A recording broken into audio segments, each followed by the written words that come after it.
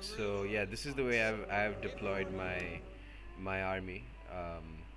I have my four Galothracian infantry up in the middle. These guys are they last a bit longer. The reason I've kept them in the middle is because they last a bit longer in general in melee combat, whereas Thracian warriors are on the flanks. They are the glass cannon, so uh, usually they're just best left for not head-on charges. They do well in head-on charges, but they die very quickly. So it's best if they are left to like flank or rear charges. So hold the enemy in place with your stronger mid-tier infantry like your Galothracians, and then use the Thracian warriors as hammers. Um, and then I've got my Oathsworn behind him, and I've got a Celtic warrior next to my Oathsworn. They're just just in case. Maybe to catch his spears or something like that. They're just a general purpose unit. They won't do many. I didn't expect them to get many kills. So, anyways, on my flanks, I have a raiding horseman and a noble horse backed up by a levy freeman, and the same goes on this flank. And in the middle, I have my general with another raiding horseman. Now, let's take a look at Contract Killer's build. He has, so as we said, he had a Pontic Peltas and two Eastern Javelin men, and those guys are up here. The Pontic Peltas is the one on the left, and they're backed up by four Bronze Shield Pikemen. This is a pretty interesting choice that well, the reason he brought these is probably because the league tournament rules is that you cannot bring any super units, so no elephants or no chariots. So he had some, and that's Reptilicus saying hi. So he had some extra money left over. He used that to get some bronze shield pikes. They're very strong pike unit, especially for the cost. They're they're definitely stronger than regular pikemen, and they're only like 100 or so talents extra. So, anyways, he's got his two horse archers here. These could prove to be extremely one distracting and two deadly to my units, because Thracian warriors have terrible armor, as you can see, only 30 armor. Galothracian, they're a bit better at 45, but still nothing great. So yeah, these guys on heavy shot could definitely do a lot of damage to my units. In any case, he's got two noble blood cav and his Pontic royal cav gen on his left flank, and then he's got two noble blood cav backed up by a Thuria spears on his right. He's got a Thuria spear over here as well, just to provide some spear support.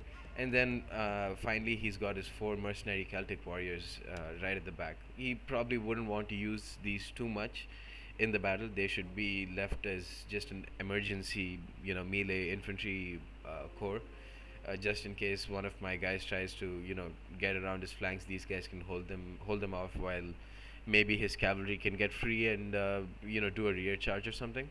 That's my understanding of why he picked them. In any case, let's start the battle. Let's go ahead. So yeah, just advancing. We both are advancing to the basically the center of the battlefield.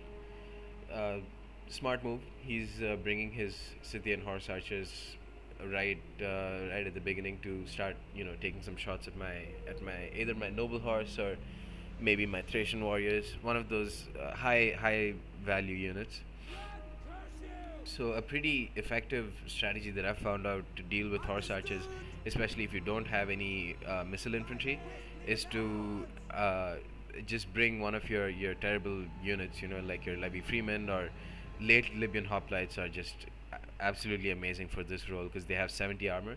But yeah, just bring these guys, push them up, be aggressive with them, and try to get them to draw as much fire from these horse archers as possible, so that they'll just be wasting their ammo on like a low value unit.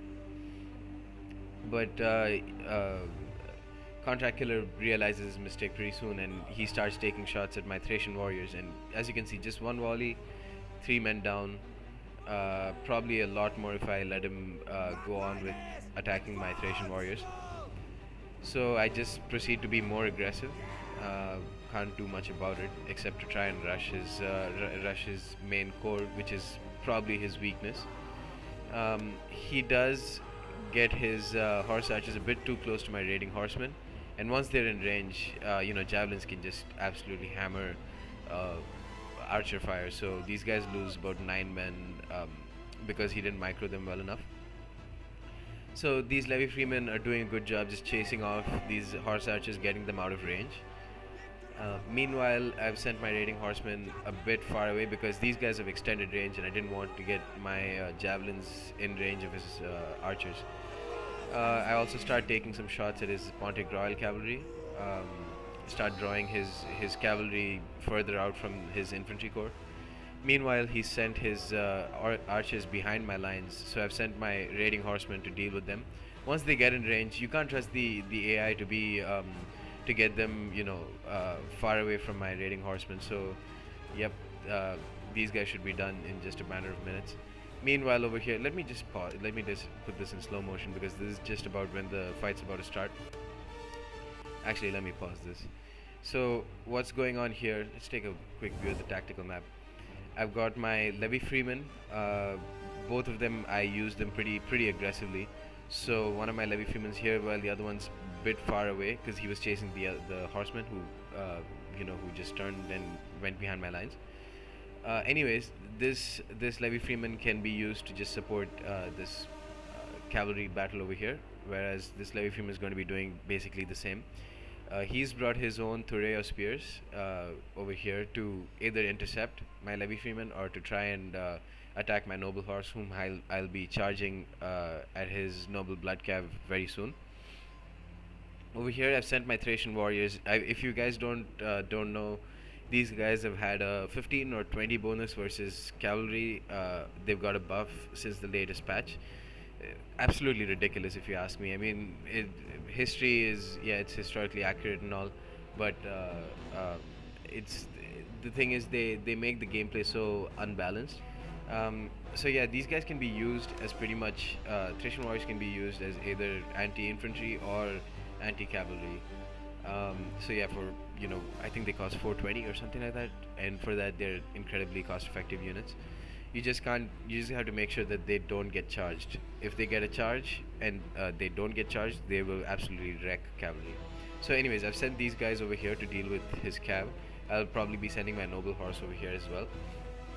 I've got two raiding horsemen who will be free in just about a second, and my final raiding horseman is attacking his noble blood cav.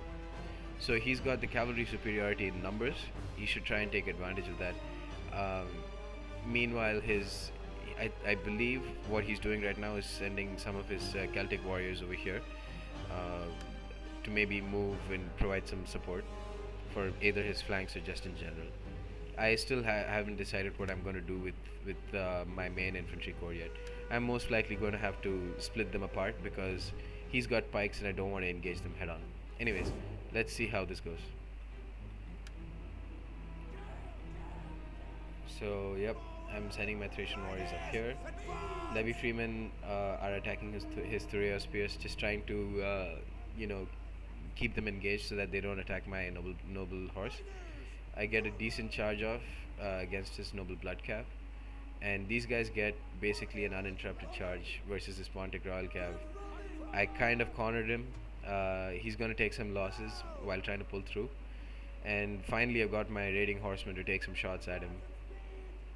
And yeah, like I said, these the noble blood cav got a charge on my Thracian warriors, and they're just toast if that happens.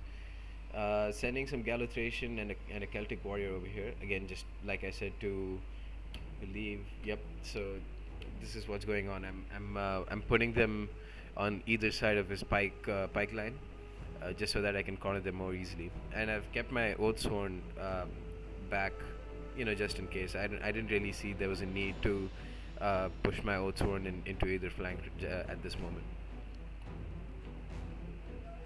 So let's go ahead and play. Noble Horse doing a great job mopping up the noble blood cav. These guys are just incredible cavalry. And now I'm sending my raiding horsemen to go behind his noble blood cav to take some shots from there. Another effective strategy that you can use if you have javelin cavalry or horse archers with pretty decent melee attack like these guys do is to turn on flaming arrows, let them loose a volley, and then immediately charge the backs of those guys. It could lead to an insta rout, and the sooner they rout, the better for your horsemen. You can mop up the cavalry fight much quicker. Probably a lot more useful versus Roman cavalry who have Draco, and so your charge wouldn't be as effective initially. So if you can get a rear charge off with some flaming arrows, that would be great. So, anyways, he's moved his bronze shield pikes pretty well um, to intercept my infantry. My Oathsworn basically got his Celtic warriors on the rear, and that's not good for his Celtic warriors. Um, I got his my raiding horseman got a number of shots at his general, and he's already down to half strength. Very good. Yeah, this is very good news for me. His his Eastern Javelin men and his skirmish line in general are pretty bunched up, and I believe he decided to run out his pikes instead of walking them. So that was a big mistake on his part. If you don't know, the pikes don't deploy if you run them. You have to make them walk so that they keep their pikes straight. Um, I rear charge his noble blood cav pretty soon with my yep. That's what I'm gonna do, so that if I get a rear charge off, it'll be a morale shock and they'll rout even quicker. My general got behind his line, and he's going to get some uninterrupted charges on his Eastern Javelin men. My raiding horsemen have done quite a good job in this game, just being a nuisance and destroying high value targets like his gen. Um, so these guys, bronze shield pikes, you can't afford to keep pikes away from each other. They have to be in a straight line. Um, and that was the problem with the Contract Killer's game. He left them without they were not without each other's support. So it became easy pickings for my infantry to just rear charge them and basically take them apart one unit at a time. But still, good game, very good game to Contract Killer, and it was a fun game to play. Hope you guys had fun watching it. Let's just take a look at the unit stats really briefly here. So one of my Thracian infantry did really well, 189 kills, but my Thracian warriors all did really well for their cost. I mean, 56, 92, and 69 for those amount of kills for just a 420 or 450 cost unit is just absolutely incredible. They actually did better than my Thracian infantry, and they were up against tougher opponents because they were I mostly used them to intercept his cav. My noble horse did a great job. Again, these guys were also just against the cav. I believe my raiding horsemen did probably the best job among all among my entire infantry. I mean my entire army. They basically won me the match because they sniped his general. They rear charged his noble horse. They mopped up the cavalry flanks. Just in general, very useful unit for me to have. As you can see here, his noble blood cap didn't get too many kills because they were against noble horse, and unless you get a rear charge off or double team those guys, you're not going to beat them on a one-on-one fight. And in addition to that, I had javelin cavalry supporting them. His bronze shield pikemen didn't do much at all because he didn't keep them in a line or next to each other. Mercenary Celtic warriors actually did quite well. I believe some of them were against my Thracian warriors and some of them were against my Thracian infantry. But considering that and the fact that they're just 350 cost, they were very cost-effective units for him. His Peltas didn't do great. Again, once his main line got demolished, these guys couldn't do much. And his Scythian horse archers, unfortunately, they got in range with my javelin cavalry. So unfortunately for him, they didn't do much as well. So yeah, that's the end of the fight. I'll be bringing you actually Reptilicus will be commentating on the final game, which is the fourth match between me and Contract Killer. But yeah, hope you guys had fun. I'll see you guys next time. Peace.